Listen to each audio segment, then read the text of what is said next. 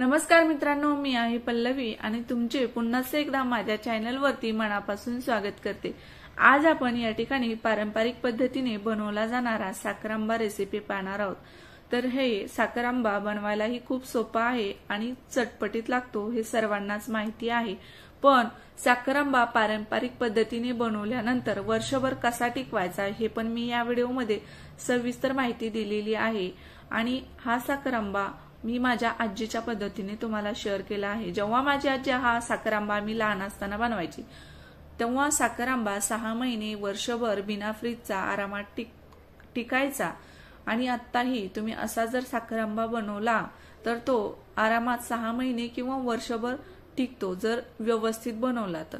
मग आता त्यासाठी कोणत्या टिप्स फॉलो करायच्या हे तुम्हाला आता समोर व्हिडिओमध्ये सांगणारच आहे। तुम्हाला जर असा साखरांबा बनवायचा असेल तर मग या ठिकाणी तुम्ही व्हिडिओ थोडा पण स्किप न करता नक्की शेवटपर्यंत पहा, म्हणजे तुम्हाला असा चटपटीत साखरांबा बनवता येईल। मग चला तुमचा वेळ न घेता आता आपण व्हिडिओला सुरुवात करूया।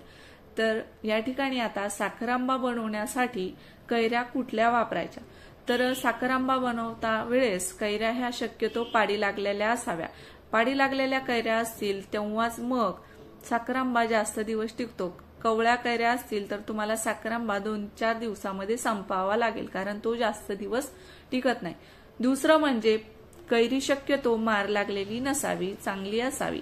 तिसरं म्हणजे कैरी शक्यतो बिलबिली नसावी, कडक कैरी असली पाहिजे। आणि जास्त लाल असेल तर ती पण कैरी वापरू नका, म्हणजे ती लाल झाली की ती थोडीशी बिलबिल होते, म्हणून ती पण कैरी वापरायची नाही, कडक कैरी घ्यायची। चौथं म्हणजे कैरी जास्त आंबट नसलेली घ्यायची। जास्त आंबट कैरी असेल तर काही फरक पडणार नाही, पण साखर तुम्हाला 1 किलोला 1 किलो प्रमाण असं वापरावे लागेल। आणि एखाद्या वेळेस अगदी जास्त कैरी आंबट असेल तर ती तर वापरूच नका, कारण कधी कधी साखरांबा खूपच आंबट लागतो आणि साखरेचं प्रमाण आपल्याला समजत नाही। मग या ठिकाणी मी आता इथे 5 कैऱ्या घेतलेल्या आहेत, म्हणजे 1 किलो कैरी घेतलेली। तुम्हाला किलोचं प्रमाण आणि कैरीचं पण प्रमाण सांगणार आहे। आता या मीडियम साईजच्या कैऱ्या आहेत, जास्त बारीक नाही आणि जास्त मोठ्याही नाही। तर ही आहे माझ्या हातामधली कलमी आंब्याची कैरी। तर ही बिलकुल आंबट नसते, म्हणजे खूप कमी आंबट असते, तुम्हाला सर्वांना माहिती आहे, कारण मार्केटमध्ये ह्या खूप अगोदरपासून कैऱ्या विकायला येतात। त्यानंतर ज्या बाकीच्या कैऱ्या घेतल्या त्या ही कैऱ्या जेवढी ही कैरी आंबट आहे तेवढीच, म्हणजे जास्त आंबट नाही। तर अशा 5 कैऱ्या घेतलेल्या आहेत। आता ह्या स्वच्छ अगोदर धुवायच्या, नंतर त्याचे साल काढून घ्यायचे। आता साल काढून घेतल्यानंतर खिसणीने खिस बनवून घ्यायचा। आता खिस पण या ठिकाणी जास्त बारीकही नसावा आणि अगदी मोठा पण नसावा। मोठा जर खिस बनवला तर साखरांबा हा करकरीत लागतो आणि अगदी बारीक खिस बनवला तर तो कढईला चिटकतो, बनवायला खूप जड जातो। म्हणून शक्यतो मीडियम खिस बनवून घ्या, म्हणजे साखरांबा हा परफेक्ट होतो। आता कैऱ्या तुमच्या खिसून झाल्यानंतर त्यामुळे खिस जो आहे तो भरपूर पाण्यामध्ये घालायचा आणि चांगला स्वच्छ खळखळीत धुवून घ्यायचा, म्हणजे अजून त्याचा जो आंबटपणा आहे तो कमी होतो। आता तुमची इथे थोडी जास्तच आंबट कैरी असेल तर तुम्ही हा खिस 2 वेळेस धुवून घेतलं तर जास्त, म्हणजे जो एक्स्ट्राचा आंबटपणा आहे तो निघून जातो। आणि काय करायचं, शक्य होईल तेवढं खिस असा हाताने पिळून घ्यायचा, म्हणजे चांगला पाणी निथळून घ्यायचे। त्याचं कपड्यामध्ये घालून सुद्धा तुम्ही हे खिस निथळून घेऊ शकता। आता या ठिकाणी मी सर्व पाणी काढून घेतले खिसामधलं। आता हा खिस एका मोठ्या कढईमध्ये घालायचा। अशी कढई असली पाहिजे की ज्यामध्ये खिस आरामात हलवता आला पाहिजे।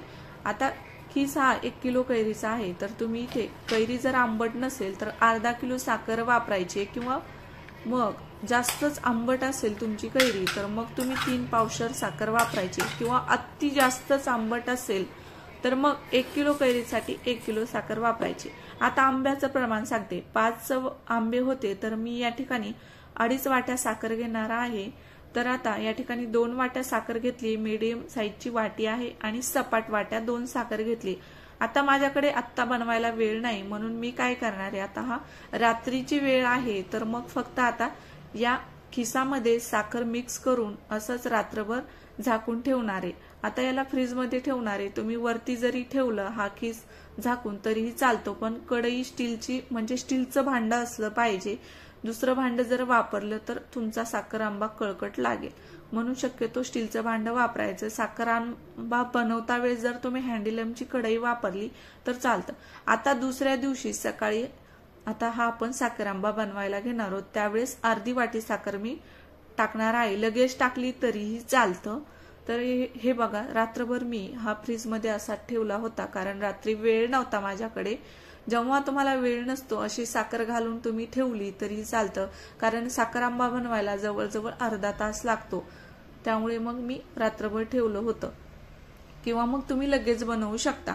तर हे बघा, आता साखर पूर्ण मेल्ट झालेली आहे, म्हणजे गॅसची पण बचत होती। आता यामध्ये मी रात्री 2 वाट्या साखर घातली, आता अर्धी वाटी साखर घालत आहे। तर या ठिकाणी आता तुम्हाला 1 किलो कैरी असेल तर अर्धा किलो साखर घालायची। आता गॅसवरती कढई ठेवायची आहे। तर कढई तुम्ही या ठिकाणी अशी स्टीलची अगदी जाड तळाची कढई नसेल तर मग तुम्ही हँडीलमची कढई वापरू शकता, म्हणजे जो साखर आंबा आहे तो तळाशी चिटकणार नाही। आणि स्टीलची कढई खूप जाड बुडाची पाहिजे, आणि हात पण आपल्याला 15-15 सेकंदला चालू ठेवावा लागेल हलवायसाठी, कारण स्टीलच्या कढईला पटकन साखर आंबा तळाशी चिटकतो। आणि माझी ही कढई खूप जाड आहे, तरीही जास्त वेळ नाही हलवलं की तो कढईला चिटकत होता, म्हणून काय करायचं, सारखा हात चालू ठेवायचा। आणि आता इथे तुम्हाला जर साखर आंबाची चाचणी जर कळत नसेल तर हा साखर आंबा जवळजवळ अर्धा तास बनवायचा, म्हणजे साखर आंबा परफेक्ट तयार होतो। कमी गॅसवर बरं का, गॅसची फ्लेम बिलकुल फुल करायची नाही। आता साखर आंबा अर्धा जवळजवळ बनत आल्यानंतर तुम्हाला जर आवडत असेल तर मग कलर घालायचा आहे, तुमच्या आवडीचा कुठलाही कलर तुम्ही यामध्ये टाकू शकता। हे बघा, पूर्ण कलर आता मिक्स करून घ्यायचा आहे, आणि साखर आंब्यावरती आता 5 मिनिटं झाकण ठेवायचंय, आणि परत साखर आंबा आपल्याला मिक्स करायचा आहे। झाकण ठेवल्यामुळं काय होतं, जो खिस आहे तो थोडासा नरम होतो, म्हणून झाकण ठेवायचं अगदी 5 मिनिटं। पण मध्ये एकदा साखर आंबा फिरवून घ्यायचा आहे, म्हणजे कढईला चिटकणार नाही, याची काळजी घ्यायची। तर हे बघा, साखर आंबा असा सारखा हलवत राहायचंय मध्ये मध्ये 15 सेकंदाला, आणि चेक करून पाहायचंय जवळजवळ अर्धा तास होत आल्यावर चाचणी बनली की नाही। आता बऱ्याच जणांना चाचणीचं प्रमाण कळत नाही, म्हणून सांगितलं अर्धा तास हा साखर आंबा बनवायचा आहे, ते पण साखर मेल्ट झाल्यानंतर अर्धा तास। तर हे बघा, साखर आंब्याची चाचणी कशी घ्यायची आहे, साखर आंब्याला हात लावायचा आणि अशी दोन्ही बोटानं चेक करायची। असा एक तार यायला लागला की समजायचं आपली साखर आंब्याची चाचणी म्हणजे साखर आंबा रेडी झालाय। जर तुमचा तार असा एक तार होत नसेल तर मग साखर आंबा अजून थोड्या वेळ तुम्ही बनवून घ्या, किंवा मग अर्धा तास ठेवा। दोन्ही ऑप्शनल सांगितलेले, कुठलंही ऑप्शन वापरू शकता। आता साखर आंबा तयार झालेला आहे, तिकडे गॅस पण बंद केलाय, आणि आता हा पूर्ण थंड होऊ द्यायचा। एकदम थंड झाल्यानंतरच भरणीमध्ये स्टोअर करायचा। आता या ठिकाणी स्टोअर करण्यासाठी काचेची भरणी असली पाहिजे, तिचं लोखंडी झाकण नसलं पाहिजे, प्लॅस्टिकचं किंवा मग काचेचं असेल तर चालतं। तर हा साखर आंबा तुम्ही प्लॅस्टिकच्या भरणीमध्ये आणि काचेच्या भरणीमध्ये स्टोअर करून ठेवा, म्हणजे तो वर्षभर टिकतो। स्टीलच्या भांड्यामध्ये पण हा साखर आंबा ठेवू नका, किंवा मग इथे चिनी मातीची भरणी वापरली तरीही चालतं, पण हवाबंद भरणी वापरा, म्हणजे साखर आंबा जास्त काळ टिकून राहतो।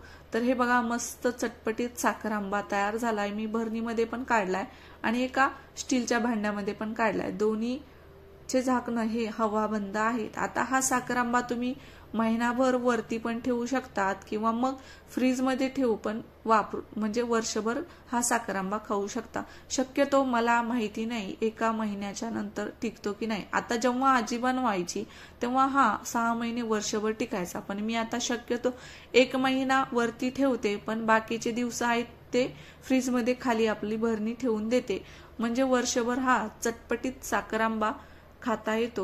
चवीला खूप भारी, अप्रतिम गोड आंबट असा लागतो। तर एकदा रेसिपी नक्की ट्राय करा, खूप चांगला साखर आंबा तयार होतो, आणि बिलकुल तुमचा साखर आंबा बिघडणार नाही, खराब होणार नाही। फक्त या टिप्स सर्व सांगितलेल्या फॉलो करा, खूप परफेक्ट असा साखर आंबा तयार होतो। तर ही बघा, हवाबंद भरणी आहे, आणि पूर्णपणे साखर आंबा थंड झाल्यानंतरच भरणीचं झाकण लावायचंय, आणि हा वरती तुम्ही स्टोअर करू शकता, किंवा मग फ्रीज मध्ये ठेवला तरीही चालतं।